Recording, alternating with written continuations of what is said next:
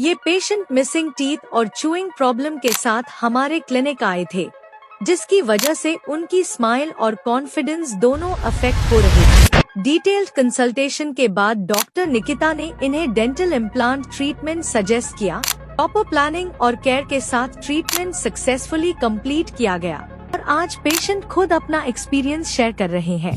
माझं नाव संजय काशीराम जोईल, माझी मिसेस स्नेहा संजय जोईल।